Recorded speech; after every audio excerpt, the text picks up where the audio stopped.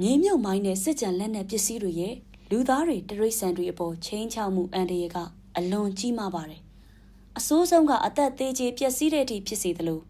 ခန္ဓာကိုယ်အစိတ်ပိုင်းတွေဆုံးရှုံးပြီးမတန်ဆွမ်းဖြစ်တာပြင်းပြင်းထန်ထန်ဒဏ်ရာရတာတွေဖြစ်စေပါတယ်။အဲ့ဒီလိုရုပ်ပိုင်းဆိုင်ရာထိခိုက်မှုတွေတည်းမကပဲအသက်ရှင်ကြံခဲ့သူတွေဟာစိုးရိမ်ထိတ်လန့်တာစိတ်ဖိစီးတာလုံခြုံမှုမရှိသလိုခံစားရတာစိတ်တက်ကြတာစတဲ့စိတ်ပိုင်းဆိုင်ရာထိခိုက်ခံစားမှုတွေလည်းဖြစ်စေပါတယ်။လူမှုဘဝထိခိုက်မှုတွေလည်းရှိပါတယ်။အသက်ရှင်ခဲ့ပေမဲ့မတန်ဆွမ်းဖြစ်သွားတဲ့အခါအိမ်ထောင်ပြုဖို့သားသမီးယူဖို့အလုပ်အကံရဖို့စတဲ့အခွင့်အလမ်းတွေကိုပါကြီးမားစွာတက်ရောက်မှုရှိစေနိုင်လို့ပါ။ဒါကြောင့်မလို့မြေမြုပ်မိုင်းနဲ့စစ်ကြံလက်နက်ပစ္စည်းအန်ဒီရတွေနဲ့ပတ်သက်တဲ့ဗဟုသုတတွေကိုကိုနေထိုင်ရာပတ်ဝန်းကျင်မှာမျှဝေပေးရင်